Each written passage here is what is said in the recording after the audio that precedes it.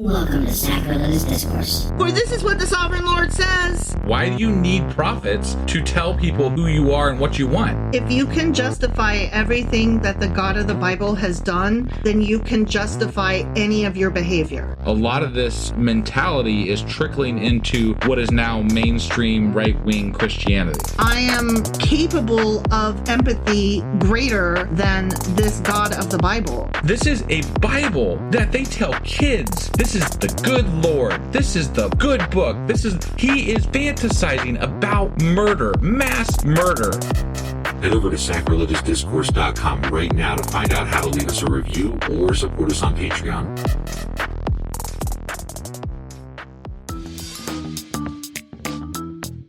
Hey there, sinners and saints. It's your favorite Bible-bashing duo from Sacrilegious Discourse, and we need your help. That's right, folks. We're raising funds for some heavenly equipment and a studio that doesn't sound like it's in the depths of hell. Our current setup, let's just say it's more apocalypse than audiophile. So if you want to hear us dissect the Bible without the background noise of demonic squirrels, chip in a few bucks. We're aiming for $5,000 to upgrade our audio and build a studio worthy of blasphemous banter. Donate today and help us spread the good word of atheism. You can find a link right on our homepage, sacrilegiousdiscourse.com. Every dollar counts. Even if it's from your collection plate.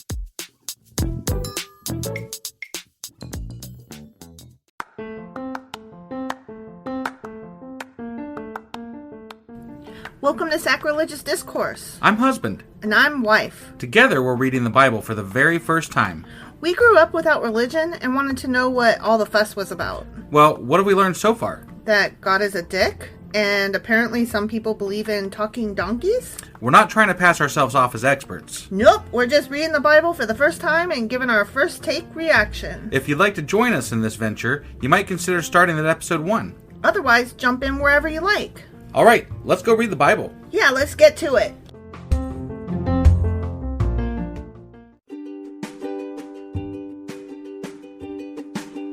Hey wife, did you know that Anchor is sponsoring our show? Really? Don't we use Anchor to distribute our podcast on Spotify and Apple Podcasts? Yeah, and we are on just about every other platform available as well, thanks to them. Why do we use Anchor as our podcasting service? Well, they make editing and distributing our show a breeze. What if one of our listeners wants to start their own podcast? Then they should head over to anchor.fm or download the app to get started. Awesome! You guys should go do that right now! Husband! Wife! Do you know what today is? I do. Do you know what today is? Today is Q&A Saturday. That's the one. It is. Yeah. So we had some questions. We did have some Q's. And now we're going to answer them? I have some A's. You have some A's? Yeah. Okay. So one of our questions was about the difference between Beelzebub and Baalzebub. Yeah. And the other one was about that guy who sacrificed his son and then the weird. Israelis. I said Israelis. Yeah, no. That is not correct. Israelites. The Israelites. I apologize. That was so wrong. Yeah. The Israelites were like, oh, sorry you're mad at me and I'm winning. Bye. Right. And we were like, what? That's weird. Yeah. Yeah. So, Okay, so let's go answer some cues. Okay. All right. Hey wife, do you like coffee in the morning? I sure do, husband. Morning, noon, night. Which reminds me, I need to add that to our grocery list because we're running low. Wait, before you do that, check out the website ungodlybrew.com where you can purchase a pound of your favorite flavor of coffee. What if I want more than 1 pound? Either order a larger amount or better yet, get 10% off by setting up a subscription for every 2 weeks or a month or whatever works for you. Did you set up something special for our listeners? You know I did. Exclusive for our listeners, get an additional 10% off subscriptions by entering the code SACRILEGIOUSCOFFEE at checkout. That's a hellishly good deal. Ungodly Brew is hellishly good coffee. Okay, so about Beelzebub and Baalzebub. Beelzebub and Baalzebub. And also Beelzebul. And Beelzebul? Yeah. Okay. Okay, so here's the short answer. All right. They're the same. Got it. Okay. Yeah. You want a little bit more details on that, I though? suppose. Sure, let's do it. Okay, so Beelzebub and Baalzebub are the same, and they are associated with the Canaanite god Baal. Okay. Yep. And then Beelzebul is another one that we see somewhere. At some point. Down the road. And that is derived from a Philistine god. Oh, interesting. Okay? And Beelzebul is also the same name as Satan.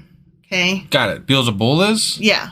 I thought, because I've heard Beelzebub associated with Satan before they too. are kind of all. It just depends on which part you're reading, what thing you're reading. Got it. Okay. So in Christian times, Lucifer came to be regarded as the name of Satan before his fall.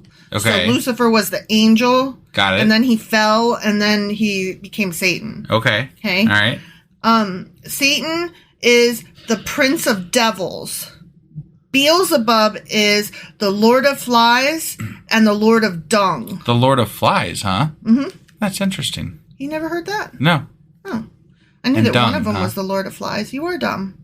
No, I said dung. I said dung. Then you said I'm dumb. No, I did not. Well, you are, though. Oh, okay. But yes, dung like doo-doo. Got it. Okay? Yeah. And then Lucifer, of course, is the fallen angel of light, or the light bearer, or the morning star, or the herald of the dawn. Got it. Okay? So it sounds like even when it comes to who the fuck Lucifer, Satan, yada, yada, yada is, there's a lot of confusion even there. There is. And sometimes it's all one entity. Sometimes it's various things that fall under like one, like Satan is the big one and all of the other ones fall under him. Sometimes they're all various demons and devils. Right. So it just... But it seems like in like, just common vernacular today, most of the it was bad in the Bible is also considered the devil. Right. Like, when we're just talking Beelzebub and Lucifer and, whatever, like they all kind of refer back to that same entity. So yes, but I have a thing to push back on that a little bit. Okay. Like you said that with regard to the Bible that it's like the devil or the evil thing in the Bible. Sure. In the Old Testament, Satan is viewed as the prosecutor of Yahweh's court. Interesting. Like, particularly, the example given was the book of Job. Okay. He's not regarded as an adversary of God, but a tool of God, and as the prosecutor. Like, so that arm. He only became the devil because people misread him? Yes. Yes. Okay. And then also the New Testament and Christianity onward, they had to have a bad guy. You know what I mean? Right. Like, it's not our fault when we're evil. It's the devil's fault. The devil's fault. Right. And of course, there's the question of, but the devil is something that God made. Right. Right. There's that argument back and forth. And that's where you get a lot of like current television that has a sympathetic view of the devil, or that, like the show Lucifer. Right. Shows just this humanizing and, like I said, sympathetic take on it to try to make the story a little bit more palatable. Right. I mean, the devil did go down to Georgia. He did. Right? He did it, but he lost that contest what I heard. He did, yeah. So, Satan's task in that whole, not an adversary, but just a prosecutor. Yeah. His task is to roam the earth, seeking out acts or persons to be reported adversely to the king. Okay. So he's a tattletale, essentially. Yes. Okay. And his function, thus, is the opposite of that of the eyes of the Lord. So, like the angels and stuff. Yeah. Which roam the earth, strengthening all that is good. Got it. Okay. Except for that one time when they blocked Balaam's passage and then almost killed him. That was Balaam. Balaam, yeah, sorry. Yeah. He wasn't strengthening anything there. He was just ready to kill him. Yeah. So yeah. Again, it just depends on what part of the Bible you're reading. Right. And also God sent the people of the angels to destroy what were the two cities? The Sodom and Gomorrah. Yeah. So they did not strengthen anything there other than, God's a dick. Well, yeah. So one might say that they were supporting God by getting rid of evil. Sure. But I think that's a stretch. That is definitely a stretch. So through his subordinate demons, Satan can take possession of human bodies, afflicting them or making them diseased. Interesting. And that's where you get shows like what we're watching currently on Paramount is Evil. Right. And it is so good, you guys. It's actually an award-winning show. I didn't realize that. I didn't either. Yeah. I mean, there are some things that were, as far as quality, that we were okay. But it's fun. Let's just say the acting is phenomenal. Right? The acting is phenomenal. Some of the characters, like the daughters, we just are like, stop. Just stop. Yeah, the daughters are trash. We hate the daughters. We hate the way the daughters are written. The actresses are fine, and the daughters would be fine if they were written less annoying. Right. And the main character girl is not defined enough in her agnosticism and in her possession or whatever. I think that's where it lacks, is the writing has fallen a little short here and there. Yeah. Like, it's a good enough show, but like the writing falls short occasionally. Yeah. So. Yeah, I think that's it. But this is not a review about the show Evil. No, I just really like to talk about TV. Right. Because I watch it. Right. So, okay. And, we're talking about the devil. And so it's interesting to talk about what kind of shows that paint the devil in various lights. Right. So, in the show Lucifer, we've got the devil is this nice guy who was misunderstood, you know, and then in Evil, it's definitely this adversary and the Lord of Flies, and he is very evil. Right. So it's just interesting that this one entity can create so much storyline and diversity in personality. Well, and TV likes to write about the devil a lot more than they do about God. Well, sure. Generally speaking, I would say. Good is boring. Good is kind of boring, yeah. So, okay, that was that question. Okay. So, the next question was the three kings, Jehoshaphat, and I forget who the other two were. They joined up, and they were going to attack the Moabites. Okay. Remember? Yeah. And then the Moabite king was like, oh, no, we're losing or whatever. And so he's like, I'm going to kill my son. I'm going to, sacrifice him and stuff. Right? Right? Yeah. And so we were like, wow, what? That escalated quickly? Jesus Christ. Right. So that act showed how desperate the king of Moab was following his defeat on the field. Okay. Yeah. And he did this to honor his pagan gods. Okay. And to show his own people his determination to prevent defeat. Okay. Okay. Yeah. So it was a show of strength that he did this, not desperation. Sure, okay? I get that. And hold on, I'm not done. Okay. Okay. So when the Israelites saw this, particularly Jehoshaphat, they were like, Jesus Christ, this guy's not going to quit. Like, he just sacrificed his own fucking son to pagan gods. Right. And so they realized at that point that they could keep fighting and they could knock down a lot, but they were never going to be able to match that amount of will, because Jehoshaphat was of God or whatever, but he was still not all in, right? And the other two were not God at all. Right. They were all kind of bad, right? Yeah. So they didn't have this, well, we've got God on our side, so we'll just keep fighting. But God was technically on their side. Technically, but not, they didn't trust in him. You know what I mean? They were not godly people. Okay, and that's fine. That's fine. But in the past, though, and this is what bothers me, I guess, is that in the past, if God was on the side of whoever, generally the Israelites, right? Mm-hmm. And then somebody questioned their faith by not doing what was expected of them, they would be punished. Absolutely. But here's the thing. They did not reach out and ask God for help, and they were not instructed in any way. So they weren't disobeying because they hadn't asked for help. Okay. They were just stumbling around in the dark doing their thing. Got it. So, essentially, God's not very much in control right now. God is kind of secondary to even, pagan gods and stuff. Yeah. And that is a big deal. Even the Bible is admitting it by saying this pagan god was this king sacrificed his son to this pagan god, and the Israelites stopped in their tracks and fucking quit fighting. Yeah. Because this god, according to what was written, this god and the possibility of it existing or whatever was more powerful than Yahweh. Because they were not fully on board with Yahweh. No, I get it. it. But it's literally in the Bible that God essentially was defeated by another god. Yes and no. In a way. It was the people's lack of faith and lack of living correctly. The people were defeated by the pagans. The people's lack of faith was defeated by this other guy's absolute faith. Got it. Misplaced, but still strong. It just strikes me. It doesn't help boost the argument for God, though. No, like absolutely in any not. way whatsoever. Absolutely not. Because it's just it stinks of weakness to me. It does. It's not. Really does. Uninvolvement is weakness to me. Right.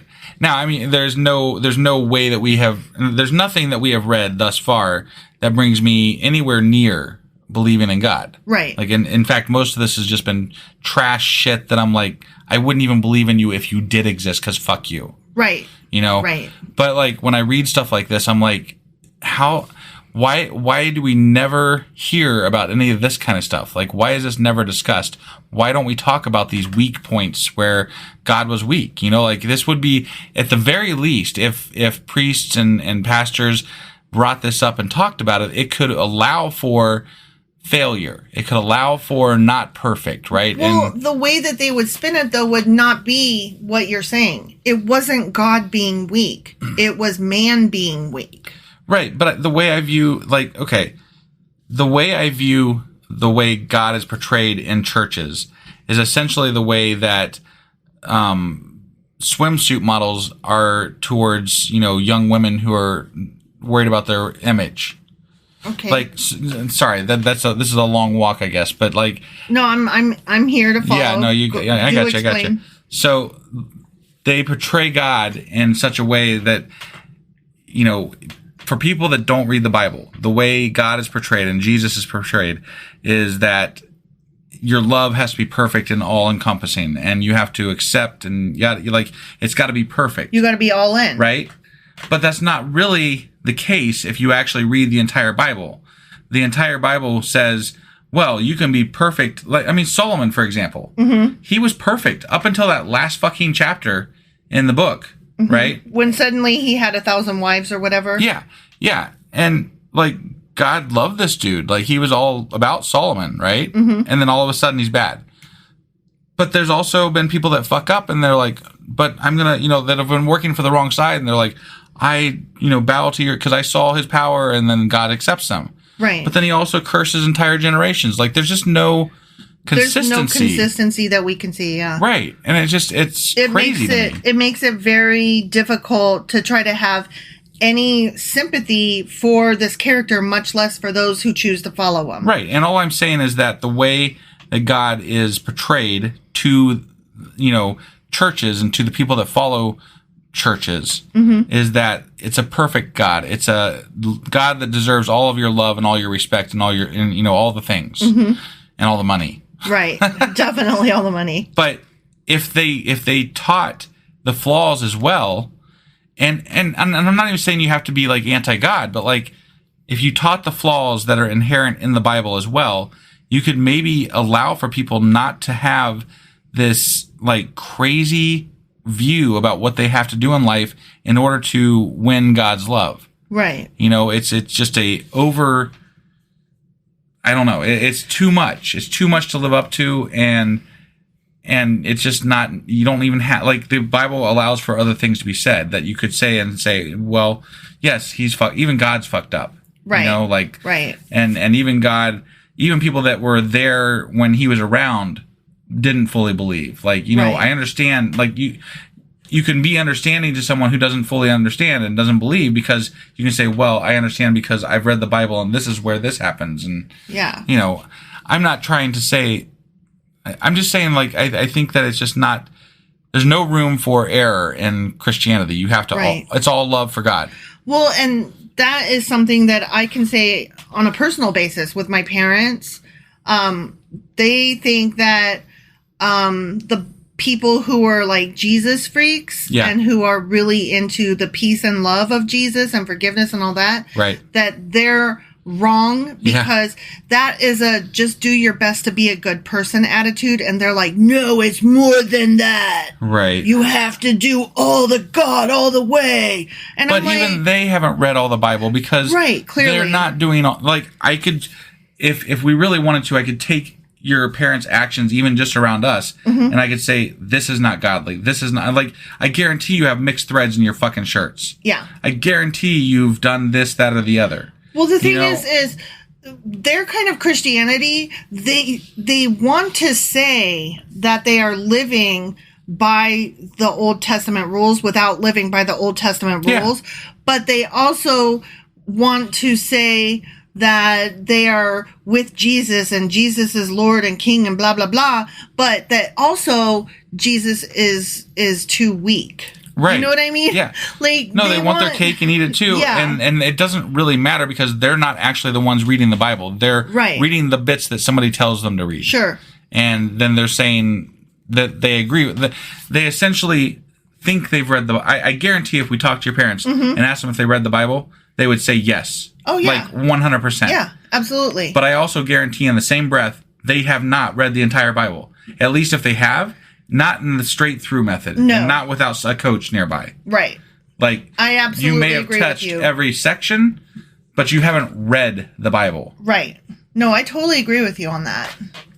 So, I don't know. I just... It's very frustrating. It really is. Because we're trying to find a way to understand. Like, we're trying to come into this story and this world and be like, okay, give me your best case. You know? Present yourself to And at this point, I feel like I'm just holding out for the New Testament, because I'm like, No, I got nothing, this man. Is trash. This is crap. Yeah, definitely. So, I mean, we're having fun with this. Sure. I'm enjoying doing what we're doing, you know, Sure. and I love learning about it, because it just it reinforces my beliefs.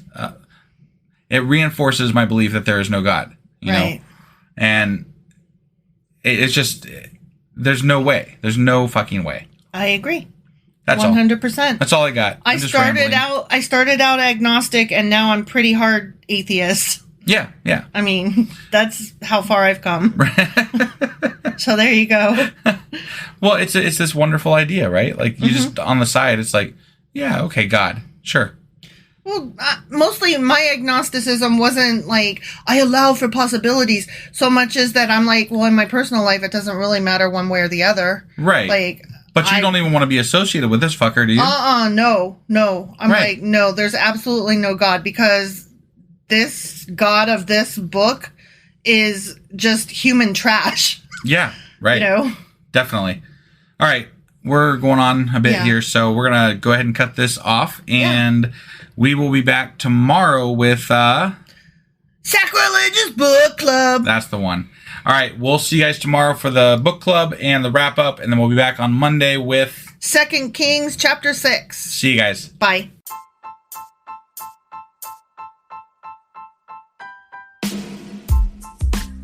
Hey, wife, I guess that's the end? But husband, that's just sad. It doesn't have to be. We are on lots of social media platforms like Twitter. Our handle there is sacrilegious_D. For D's nuts. Oh my God. Stop doing that. Anyway, we're also on Facebook, Instagram, and Pinterest. There's a link to all of our social media sites at our website. Ooh, we have a website? Yeah, it's sacrilegiousdiscourse.com, where you can also find a link to our merch shop. We have a merch shop? Yep, we have podcast-themed clothing, mugs, notebooks, and more, as well as an atheist and science-themed products. Wow, our fans should really go check that out right now. Definitely. They can get in touch with us by sending an email to sacrilegiousdiscourse@gmail.com. But before they do that, we could really use some help. Oh yeah? With what?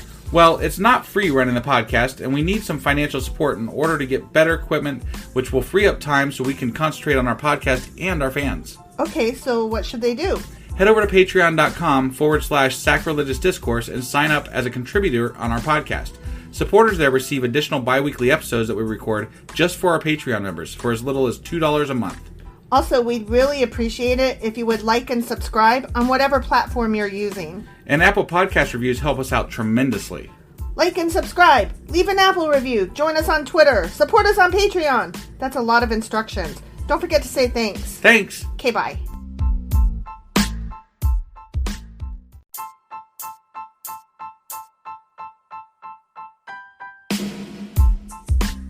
Hey Hey, wife, I guess that's the end? But husband, that's just sad. It doesn't have to be. We are on lots of social media platforms like Twitter. Our handle there is sacrilegious_D. For D's nuts. Oh my God. Stop doing that. Anyway, we're also on Facebook, Instagram, and Pinterest. There's a link to all of our social media sites at our website. Ooh, we have a website? Yeah, it's sacrilegiousdiscourse.com, where you can also find a link to our merch shop. We have a merch shop? Yep, we have podcast-themed clothing, mugs, notebooks, and more, as well as an atheist and science-themed products. Wow, our fans should really go check that out right now. Definitely. They can get in touch with us by sending an email to sacrilegiousdiscourse@gmail.com. But before they do that, we could really use some help. Oh yeah? With what? Well, it's not free running the podcast, and we need some financial support in order to get better equipment, which will free up time so we can concentrate on our podcast and our fans. Okay, so what should they do? Head over to patreon.com/sacrilegiousdiscourse and sign up as a contributor on our podcast. Supporters there receive additional bi-weekly episodes that we record just for our Patreon members for as little as $2 a month. Also, we'd really appreciate it if you would like and subscribe on whatever platform you're using. And Apple Podcast reviews help us out tremendously. Like and subscribe. Leave an Apple review. Join us on Twitter. Support us on Patreon. That's a lot of instructions. Don't forget to say thanks. Thanks! Okay, bye.